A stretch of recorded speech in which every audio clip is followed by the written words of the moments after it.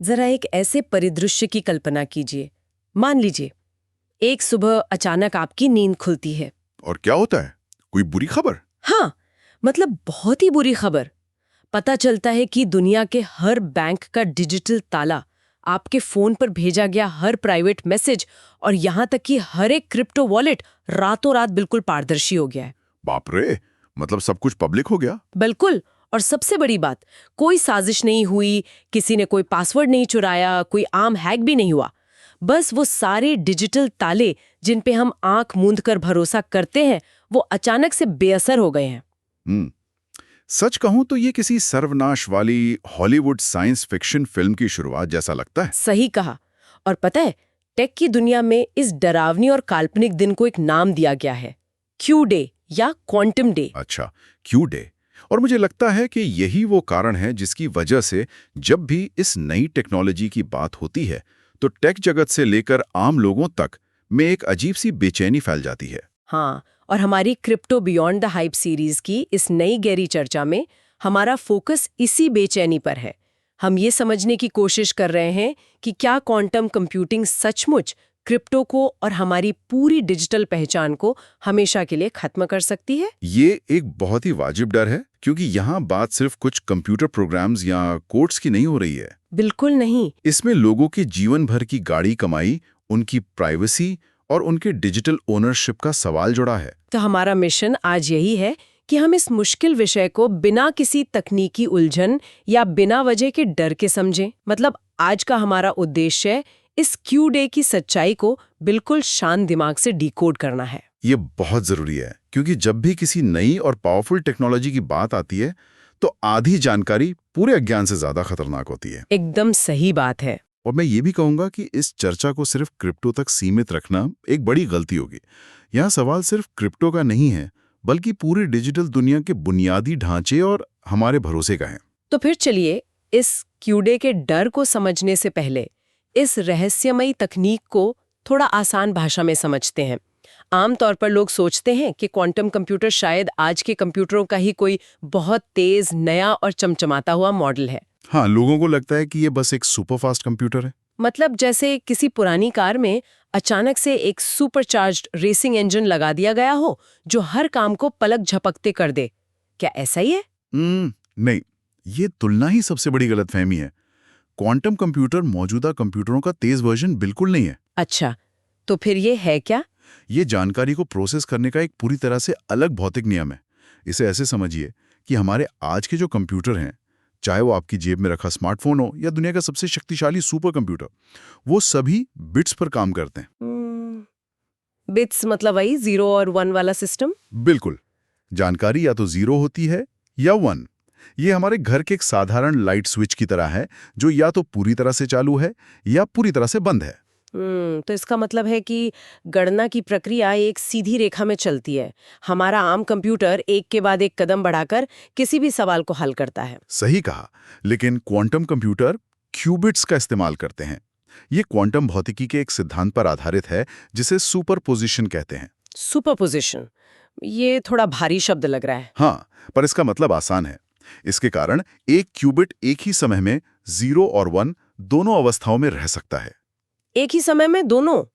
मतलब स्विच चालू भी है और बंद भी? ये थोड़ा अजीब लगता है। हाँ, क्वांटम फिजिक्स है ये अजीब। अगर हम इसे एक सिक्के के उदाहरण से समझें, जब एक सिक्का मेज पर रखा होता है तो वो या तो चित होता है या पट, मतलब हेड्स या टेल्स। बिल्कुल। और ये हमारा आम कंप्यूटर यानी बिट्स हो गया। हाँ, लेकिन जब उस सिक्के को जोर से घुमा दिया जाए तो जब तक वो घूम रहा है वो एक धुंधला सा आकार ले लेता है। उस समय वो एक ही पल में हेड्स और टेल्स दोनों होता है। क्या क्वांटम कंप्यूटर का क्यूबिट कुछ ऐसा ही है? अरे वाह, ये एक बहुत ही शानदार और सटीक उदाहरण है। वो घूमता हुआ सिक्का ही सुपरपोजिशन है, और इसी खूबी के कारण क्वांटम कंप्यूटर एक के बाद एक गणना करने के बजाय करोड़ों संभावनाओं को एक साथ परख सकता है। इसे एक और तरीके से देखते हैं। मान लीजिए एक बहुत बड़ी और जटिल भूल भुलैया है और उसके बीच में बाहर निकलने का सिर्फ एक ही रास्ता है। एक मेज की तरह। हाँ, अगर एक आम कंप्यूटर को वो रास्ता खोजना हो तो वो क्या करेगा? वो भूल भुलैया के एक रास्ते पर जाएगा, अगर आगे दीवार मिली तो वापस आएगा, फिर दूसरा रास्ता चुनेगा। बिल्कुल। वो एक-एक करके हर रास्ते को तब तक आजमाएगा जब तक सही रास्ता न मिल जाए। और अगर भूल-भुलैया बहुत बड़ी है, तो इसमें सदियां लग सकती हैं। तो क्वांटम कंप्यूटर इसे कैसे हल करेगा? क्वांटम कंप्यूटर उस भूल भुलैया को हल करने का तरीका ही बदल देता है। वो एक एक करके रास्ते नहीं खोजता, तो फिर?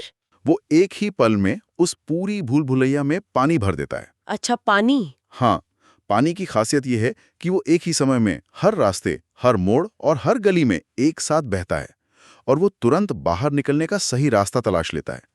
क्वांटम कंप्यूटर ठीक इसी तरह एक साथ सारी संभावनाओं से गुजरकर सही जवाब पर पहुंच जाता है। अरे बाप रे! अगर क्वांटम कंप्यूटर भूल-भुलैया में पानी भरकर इतनी जल्दी सही रास्ता निकाल सकता है, तो फिर हमारी आज की डिजिटल सुरक्षा का क्या होगा? यही तो असली सवाल है। क्योंकि जहां तक मुझे पता है, हमारी पूरी डिजिटल सुरक्षा असल में एक बहुत बड़ी गणितीय भूल-भुलैया ही तो है। बिल्कुल सही कहा। हमारी डिजिटल दुनिया की सुरक्षा, जिसे हम क्रिप्टोग्राफी कहते हैं, वो वास्तव में बहुत ही जटिल गणितीय समस्याओं पर टिकी है। इसका बुनियादी सिद्धांत क्या है? इसका सबसे बुनियादी सिद्धांत है एक तरफा फंक्शन या वन वे फंक्शन। मतलब कुछ काम ऐसे होते हैं जिन्हें एक दिशा में करना बहुत आसान होता है, लेकिन उन्हें वापस उलटना लगभग नामुमकिन होता है। जैसे कांच के गिलास को तोड़ना तो बहुत आसान है, लेकिन उन टुकड़ों को वापस जोड़कर बिल्कुल वैसा ही गिलास बनाना बहुत मुश्किल है। एकदम सही। लेकिन गणित में ये कैसे काम करता है? क्या ये अभाज्य संख्याओं या प्राइम नंबर्स वाले गुणा भाग जैसा कुछ है? ठीक वही। अगर कोई आपसे दो बहुत बड़ी संख्याओं को आपस में गुणा करने को कहे, तो एक आम कंप्यूटर उसे 1 मिलीसेकंड में कर देगा। हाँ, गुणा करना तो आसान है। लेकिन अगर कोई आपको एक 500 अंकों की बहुत बड़ी संख्या दे दे और पूछे कि किन दो मूल संख्याओं को गुणा करने पर यह जवाब आया है, तो इसे खोजना पसीने छुड़ा देता है। क्योंकि कंप्यूटर को वो दो संख्याएं खोजने के लिए करोड़ों अरबों कॉम्बिनेशंस को एक-एक करके आजमाना पड़ेगा। बिल्कुल। और आज के सबसे शक्तिशाली सुपर कंप्यूटर को भी इस ताले की सही चाबी खोजने में लाखों करोड़ों साल लग जाएंगे। मतलब ये ताला बहुत मजबूत है। हाँ, जब डिजिटल ओनरशिप तय होती है, कोई ट्रांजैक्शन ब्लॉकचेन पर वेरीफाई होता है, या जब हम अपने बैंक अकाउंट में लॉगिन करते हैं, तो सुरक्षा का वो ताला इसी फैक्टराइजेशन की समस्या से बना होता है। लेकिन फिर उस दृश्य में वो क्वांटम कंप्यूटर आ जाता है।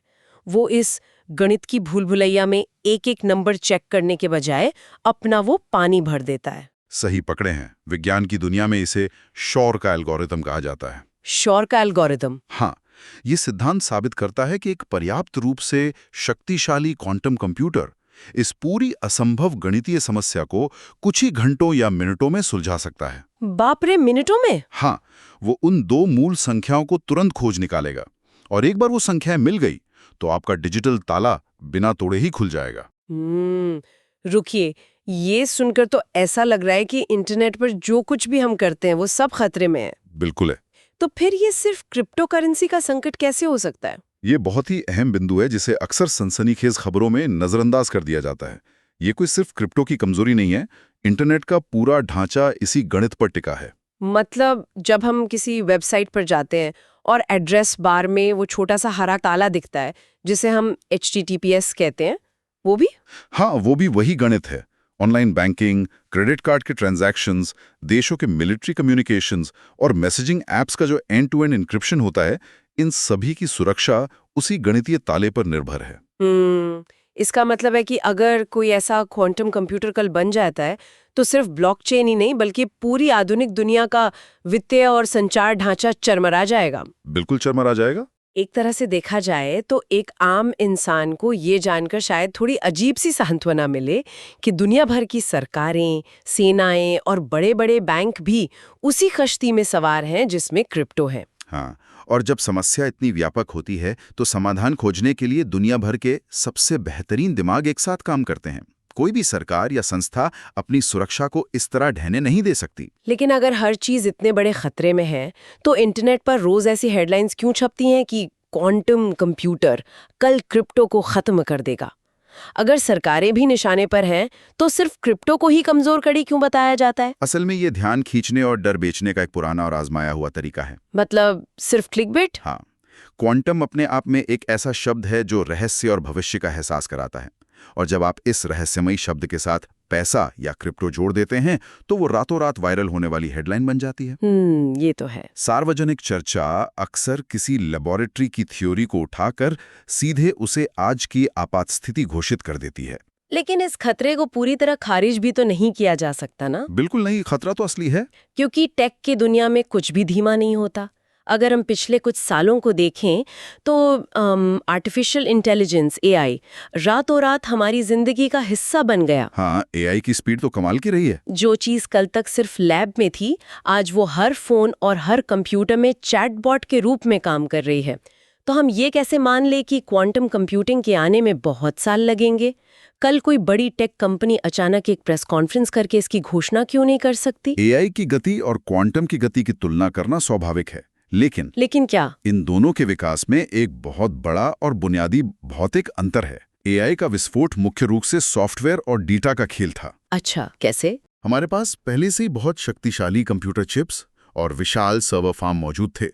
बस एल्गोरिदम को बेहतर बनाना था और उन्हें विशाल डेटा सेट पर चलाना था। लेकिन क्वांटम कंप्यूटिंग पूरी तरह से एक बेहद जटिल हार्डवेयर की समस्या है।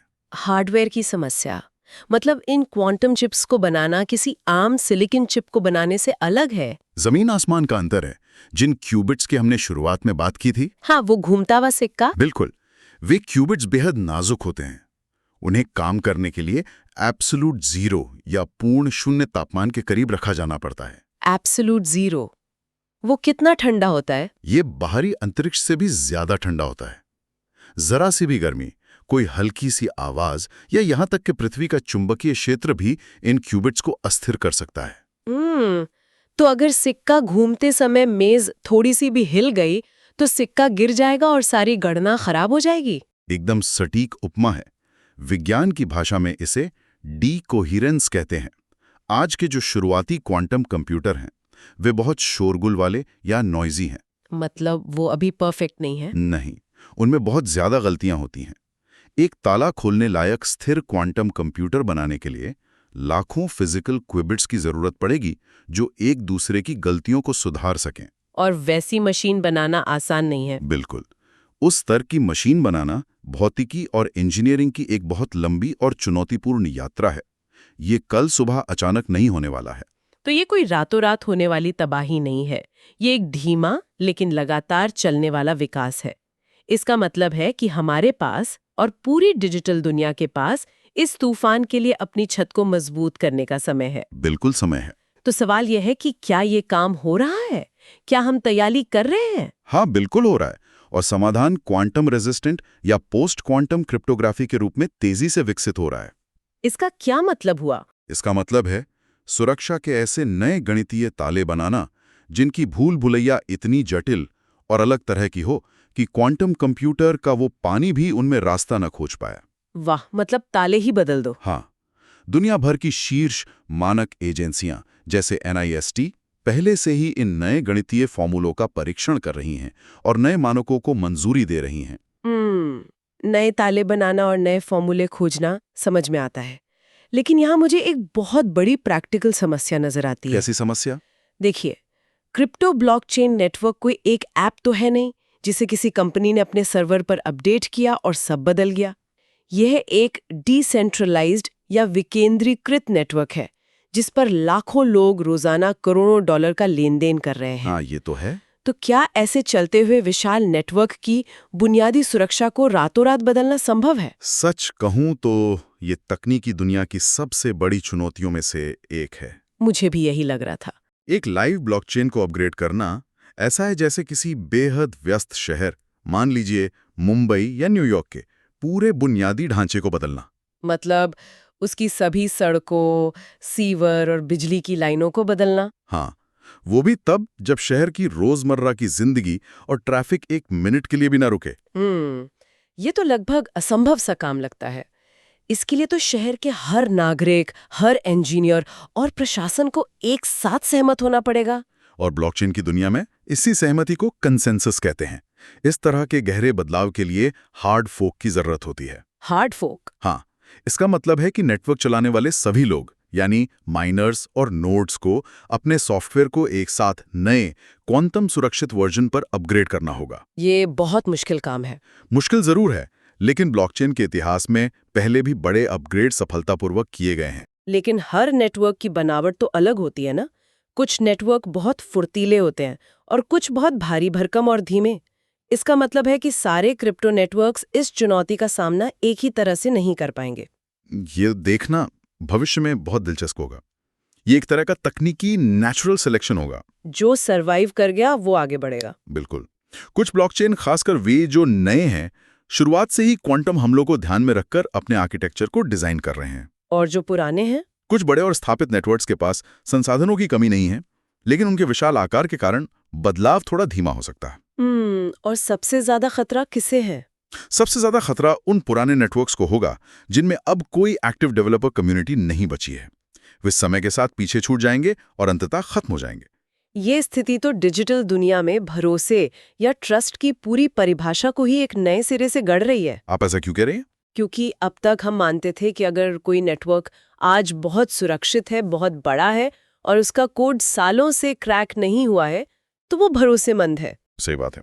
लेकिन क्वांटम कंप्यूटिंग के साये में भरोसे का अर्थ स्थिरता से हटकर अडैप्टेबिलिटी या अनुकूलन की क्षमता बन गया है। मतलब आप कितनी जल्दी खुद को बदल सकते हैं? हाँ, आज कोई ताला कितना मजबूत है ये उतना मायने नहीं रखता जितना ये मायने रखता है कि जब कल कोई नई तरह की चाबी या खतरा सामने आएगा तो क्या वो सिस्टम उस खतरे से पहले एक नया ताला विकसित कर पाएगा। बहुत ही गहरी बात कही आपने। एक डिजिटल सिस्टम की असली ताकत उसकी जड़ता में नहीं, बल्कि उसके लचीलेपन और लगातार विकसित होने की क्षमता में है। तो हम ये कह सकते हैं कि क्वांटम कंप्यूटिंग की ये पूरी बहस असल में क्रिप्टो के लिए एक बहुत बड़ी परिपक्वता की परीक्षा या मैच्योरिटी टेस्ट है। बिल्कुल। दुनिया अब ब्लॉकचेन को सिर्फ एक सट्टेबाजी, मीम कॉइन या सनसनीखेज तकनीक की तरह नहीं देख रही है। अब इसकी लंबी रेस में टिके रहने की क्षमता, इसकी रेजिलियंस को परखा जा रहा है। और ये परीक्षा सिर्फ क्रिप्टो की नहीं है, हर उस तकनीक की है जो भविष्य में प्रासंगिक बने रहना चाहती है। बिल्कुल। समय आ गया है कि हम ये पूछना बंद करें कि क्या ये तकनीक सब कुछ खत्म कर देगी, और ये जांचना शुरू करें कि क्या हमारे डिजिटल सिस्टम कल के खतरों के लिए आज तैयारी कर रहे हैं। जो समुदाय एक्टिव होकर काम कर रहे हैं, उनके लिए ये डरने का नहीं बल्कि निर्माण करने का समय है। तो आज की इस पूरी गहरी चर्चा का अगर हम सार निकालें तो हमारे सामने 3 बहुत स्पष्ट बातें आती हैं। पहली क्या है? पहली, क्वांटम कंप्यूटिंग कोई जादुई छड़ी नहीं है, बल्कि भौतिकी के नियमों का उपयोग करने का एक बिल्कुल अलग और शक्तिशाली तरीका है, जो पारंपरिक कंप्यूटरों के लिए नामुमकिन गणितीय समस्याओं को आसानी से सुलझा सकता है। एकदम सही। और दूसरी बात, ये किसी एक डिजिटल नेटवर्क या सिर्फ क्रिप्टो का अकेला संकट नहीं है। हाँ, सब इसमें शामिल है। ये दुनिया भर के बैंकिंग सिस्टम, सरकारी डेटा और हर व्यक्ति की डिजिटल पहचान की सुरक्षा का एक साझा और ग्लोबल मुद्दा है। और तीसरी बात, जो शायद सबसे महत्वपूर्ण है, डर या क्यू डे की पैनिक में आने की कोई जरूरत नहीं है। असल कहानी इस बात की है कि तकनीकी समुदाय कैसे नए क्वांटम सुरक्षित ताले बना रहा है और कैसे सिस्टम समय रहते खुद को अपग्रेड कर रहे हैं। यही वो तार्किक और संतुलित नजरिया है जो इस तकनीक को समझने के लिए सबसे ज्यादा जरूरी है। तो इस चर्चा को खत्म करने से पहले मैं एक ऐसे विचार की ओर ध्यान खींचना चाहती हूँ जो इस पूरी कहानी को एक बहुत ही अलग और गहरा मोड़ देता है। अच्छा, वो क्या है? जरा इस संभावना पर गौर कीजिए।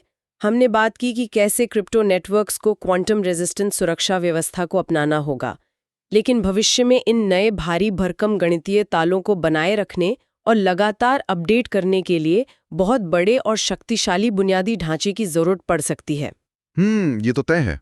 तो अगर ये नई क्वांटम सुरक्षा इतनी भारी, खर्चीली और जटिल हुई, तो क्या ऐसा हो सकता है कि जो क्रिप्टो हमेशा से डिसेंट्रलाइजेशन यानी आम लोगों के हाथ में ताकत देने की बात करता रहा है, जहां कोई भी अपने घर के लैपटॉप से नेटवर्क का हिस्सा बन सकता है, वो अपनी सुरक्षा बनाए रखने के लिए मजबूरन कुछ बहुत बड़ी टेक कंपनीज या चुनिंदा सरकारों के सर्वरों पर निर्भर हो जाए?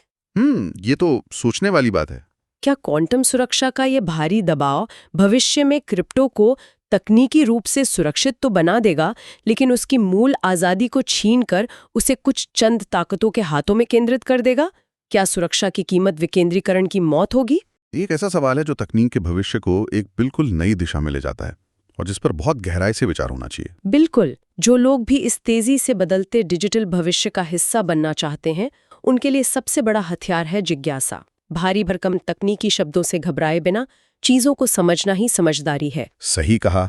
अगर इस चर्चा से क्वांटम कंप्यूटिंग और डिजिटल सुरक्षा का ये जटिल विषय कुछ आसान और स्पष्ट लगा हो, तो हमारी crypto beyond the hype series के इस सफर से जुड़े रहें। इस चर्चा को सब्सक्राइब करें और उन लोगों के साथ साझा करें जो बिना किसी सनसनी के सिर्फ सच्चाई जानना चाहते हैं। और हाँ, ये जरूर सोचें कि सुरक्षा और आज़ादी के बीच का यह बैलेंस कैसे बनेगा। बिल्कुल, जुड़े रहने और सीखने के लिए बहुत बहुत धन्यवाद।